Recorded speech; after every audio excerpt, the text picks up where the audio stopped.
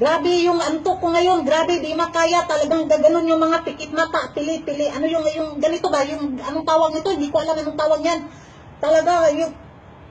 Talagang pipikit siya, grabe yung natulog ako ng alas 2:30, nagising ako ng alas 5:30 dahil kailangan ko linisin ang sasakyan ng aking amo, dahil papasok siya sa trabaho at ang dumi na sasakyan na di ko nilinisan bago ako malis kapon, kaya kanina, nagising ako ng mga alas 5:30, yung mata ko ngayon parang gaganon, at sabi nga ng amo ko, dahil pagdating ko dito, madumi ang bahay dahil buong araw akong lumabas, ayun, general cleaning ako ngayon, ang bait ko talaga ngayon, grabe, ang bait ko kabayan, ang bait ko ngayon, sa araw na to, nakapaglinis ako ng 3 CR, binanlawan ko talaga na, winaswasan ko na siya ng tubig, talagang nilagyan ko ng jet, makintab talaga ang side, mabango, nandito lang ba yung aming 3 ngayon, nakapaglinis talaga ako, nakapagligpit ako ng 3 kwarto ngayon sa taas, pati sala, makintab na, kusina, makintab na rin, ang isa na lang problema ko, dito na lang sa labas, hindi pa, magwawalis pa ako, pero yung mata ko talagang antok na, gusto kong matulog, pero hindi ko pa matulog, dahil pagkatapos ko magwalis, magpaplansya na naman ako sa loob magpaplansya na naman ako dahil may pasok talaga ako bukas.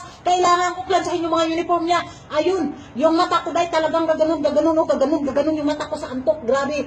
Pero, sanayan na to. Kahit antok ka, kahit masakit yung ulo mo, kailangan mo kumilos dahil pag hindi ka kikilos, wala anong gagawin mo sa bukis. Babika ka doon. Kaya, kahit pagod ka, kahit masakit na yung likod mo, hala kilos, hindi. Magwalis na ako para mawala tong antok ko.